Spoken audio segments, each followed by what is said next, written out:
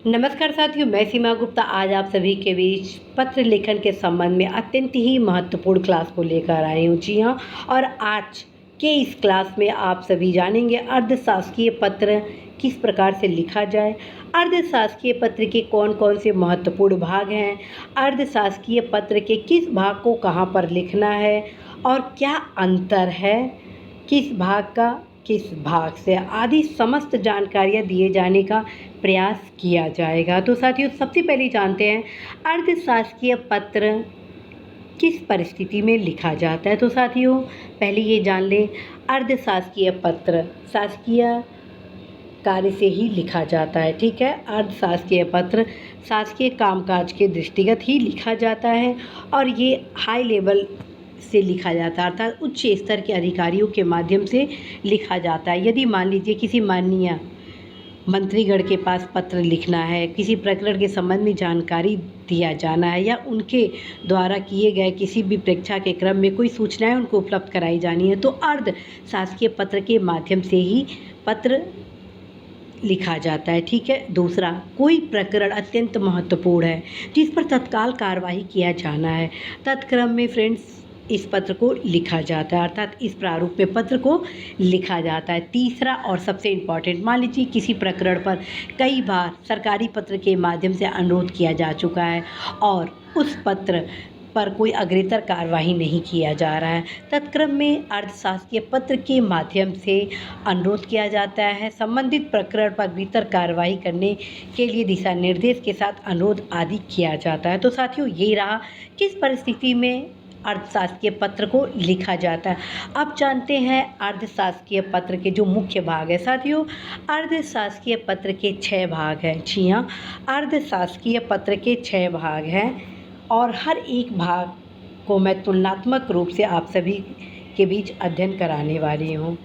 यहाँ पर आप देख रहे हैं, इसे हम कहते हैं प्रथम भाग, इसे कहते हैं द्वितीय भाग, इसे कहेंगे तृतीय भाग, इसे कहेंगे चतुर्थ भाग, इसे कहेंगे पंचम भाग, इसे कहेंगे आपका षष्ठम अर्थात छठवां भाग। ठीक है। तो इस प्रकार से इस पत्र में आप 6 भाग को देख रहे हैं। ठीक है। और यहाँ पर आप सभी को गौर करना होगा कि इस पत्र में 2 ऐसे भाग हैं जो लगभग एक समान है, लेकिन बारीकी से उनका अंतर यदि आपको समझ में नहीं आता है तो कहीं ना कहीं अंक आपके कट जाएंगे। वो क्या है, ध्यान रखें। यहाँ पर आप देख रहे हैं जिनके द्वारा पत्र लिखा जा रहा है उनका यहाँ पर नाम और पदनाम उल्लिखित है। ठीक है, क्या है, नाम और पदनाम उल्लिखित है। ठीक है। लेकिन नीचे यहाँ जो भौतिक है जिनके द्वारा पत्र लिखा जा रहा है वह यहाँ पर बस नाम लिखा गया है। ठीक है, क्या लिखा गया है, नाम लिखा गया है। तो ये चीज़ बहुत ध्यान देने वाली बात है। प्रायः यह देखा गया है कि बहुत सारे ऐसे युवा हैं जो पहले टेस्ट सीरीज में जब सम्मिलित हुए, अर्थात मेरे द्वारा जो प्रथम टेस्ट सीरीज लिया गया, द्वितीय टेस्ट सीरीज लिया गया लेटर राइटिंग के संबंध में, तो उनके द्वारा काफ़ी यहाँ पर मिस्टेक किया गया। मिस्टेक क्या किया गया उसे अब मैं आप सभी को बताती हूँ। मिस्टेक ये किया गया कि यहाँ पर जो नाम लिखा गया है यहाँ पर भी ब्रैकेट लगा दिया गया। ठीक है, और यहाँ पर पदनाम लिख दिया गया और प्लस विभाग भी लिख दिया गया, जो गलत है। अर्थात यहाँ पर बस नाम रहेगा, कोई भी ब्रैकेट नहीं रहेगा, बस कॉमा रहेगा और फिर पदनाम हो जाएगा। यहाँ पर आप देख रहे हैं नाम के साथ ब्रैकेट है। क्यों ब्रैकेट इसलिए दिया जाता है क्योंकि यहाँ संबंधित अधिकारी का यहाँ पर सिग्नेचर होता है, इसलिए स्पेस दिया गया है। ठीक है, क्या होता है, हस्ताक्षर होता है, जिसके क्रम में यहाँ पर ब्रैकेट दिया गया होता है। तो ये चीज़ आप ज़रूर ध्यान में रख लें।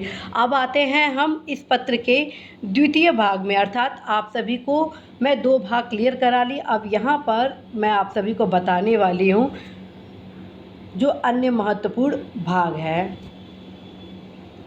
इस भाग के अंतर्गत आप यहाँ पे पत्र संख्या लिखते हैं। क्या लिखते हैं, पत्र संख्या सबसे पहले होगा।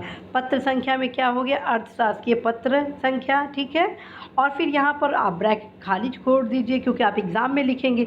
एग्ज़ाम में किसी भी प्रकार की संख्या की आवश्यकता नहीं है, अर्थात यहाँ पर आप ब्रैकेट छोड़ दीजिए, यहाँ पर भी कुछ लिखने की आवश्यकता नहीं है, बस यहाँ पर जिस ईयर में आप एग्ज़ाम दे रहे हैं, 2022 में दे रहे हैं तो 22 लिख दीजिए, 2023 दे रहे थे तो 23 दे दीजिए, ठीक है। और यहाँ पर संबंधित जो प्रकरण से रिलेटेड जो आप मुख्य भाग बनाने वाले हैं, उससे संबंधित यहाँ पर विभाग का यहाँ उल्लेख किया जाता है। फिर यहाँ स्थान और तिथि का उल्लेख किया जाता है। क्या होता है? स्थान और तिथि का, यानी प्रथम में पत्र संख्या हो गया, इस प्रथम में क्या हो गया? पत्र संख्या, द्वितीय में विभाग हो गया, तृतीय में स्थान और दिनांक हो गया, ठीक है। यहाँ पर क्लियर। और यहाँ आप आते हैं तीसरे भाग में। तीसरे भाग में यहाँ पर प्रिय महोदय, क्योंकि ये कुछ ऐसे शब्द होते हैं अर्धशासकीय पत्र के जो व्यक्तिगत अनुरोध के क्रम में लिखे जाते हैं, तत्क्रम में ऐसे आप लिख सकते हैं प्रिय या महोदय। प्रायः इस प्रकार के पत्र में टाइपिंग की भी आवश्यकता नहीं होती है, बल्कि पेन से ही इसको प्रिय महोदय उच्च स्तर पर लिख दिया जाता है, जिनके माध्यम से ये पत्र लिखा जाता है, ठीक है। उसके बाद इस पत्र के जो मेन पार्ट होता है उसके बारे में संज्ञानित किया जाता है। जैसा कि आप देख रहे हैं, इसमें लिखा है श्री क ग अवर अभियंता भूमि संरक्षण इकाई मिर्जापुर के पत्र दिनांक 9/2/22 का संदर्भ ग्रहण करने का कष्ट करें, जिसमें उत्तर प्रदेश समादेश योजना भूमि संरक्षण अधिकारी सेवा नियमावली में कतिपय संशोधन करने का अनुरोध किया गया। इस संबंध में मुझसे आपको यह अवगत कराने की अपेक्षा की गई है कि आपके उक्त संदर्भित पत्र दिनांक को शासन के पत्र संख्या दिनांक के माध्यम से नियमानुसार आवश्यक कार्रवाई हेतु अध्यक्ष एवं प्रशासक ग्रेटर शारदा सहायक समादेश लखनऊ को प्रेषित कर दिया गया है, ठीक है। अब यहाँ पर आप सभी द्वारा क्या गलती की जाती है, ये चीज़ आप सभी को बताया जाना है। क्यों? क्योंकि पिछले टेस्ट सीरीज में आप में से बहुत सारे ऐसे युवा रहे जो यहाँ पर मिस्टेक किए। यहाँ पर गौर करने वाली बात है साथियों, इस संबंध में मुझसे आपको यह अवगत कराने की अपेक्षा की गई है, ठीक है। ये अपेक्षा की गई है, ठीक है। जबकि सरकारी पत्र में क्या होता है, इस संबंध में मुझसे यह कहने का निर्देश हुआ है, ठीक है। सरकारी पत्र में क्या लिखा जाता है, इस संबंध में मुझे यह कहने का निर्देश हुआ है। और इसमें क्या है, इस संबंध में मुझसे आपको यह अवगत कराने की अपेक्षा की गई है। क्या होगा? अपेक्षा की गई है, न कि निर्देश होगा, ठीक है। तो यहाँ पर अवश्य आप ध्यान रखेंगे, अपेक्षा की गई है कि आपको संदर्भित पत्र दिनांक 12/2/22 को शासन के पत्र संख्या दिनांक के माध्यम से नियमानुसार आवश्यक कार्रवाई हेतु संबंधित को भेजा गया, ठीक है। तो यहाँ पर आपका पत्र का मुख्य भाग हो गया। अब फिर हम आते हैं नेक्स्ट 5वें भाग पे, भवदीय। और यहाँ पर हस्ताक्षर होता है जिस अधिकारी के माध्यम से भेजा जाता है, और यहाँ पर आपका ब्रैकेट इसलिए लगाया जाता है। अब हम आते हैं लास्ट भाग में साथियों। लास्ट भाग में नाम होता है, विभाग होता है, पदनाम होता है और पता होता है, ठीक है। क्या होता है? नाम होता है, विभाग होता है, पदनाम होता है और उनका एड्रेस होता है, ताकि जिस एड्रेस पर इस पत्र को भेजना है समस्त जानकारियाँ यहाँ पर उल्लिखित कर दी जाती है, ठीक है साथियों। तो साथियों, आशा है कि आप सभी इस पत्र को बहुत ही अच्छे से समझ गए होंगे, और जहाँ पर भी कोई भी समस्या हो इस पत्र के संबंध में आप सभी अवश्य अवगत कराएंगे, क्योंकि आप सभी के कमेंट को रेगुलर मैं पढ़ती हूँ। अवश्य ही आप सभी के समस्याओं के समाधान के क्रम में मेरा प्रयास होता है कि किस प्रकार से आप सभी की जो दुविधाएं हैं उसको दूर की जाए, किस प्रकार से आप सभी का स्टडी माइंडसेट और भी स्ट्रॉन्ग किया जाए, किस प्रकार से आप सभी अधिकतम अंक प्राप्त कर सके, इसके लिए मैं पूरा रणनीति भी बनाती हूँ। तो साथियों, जो भी समस्या हो अवश्य ही आप कमेंट बॉक्स में लिखेंगे, और ये भी ध्यान रखें निश्चित रूप से समय अभाव के कारण मेरे द्वारा कमेंट का उत्तर नहीं दिया जाता है, लेकिन जो भी क्लासेस लाए जाते हैं वो आप सभी के कमेंट के क्रम में ही लाए जाते हैं। तो साथियों, आशा है, विश्वास है कि आप सभी अवश्य ही अपने उज्जवल भविष्य के लिए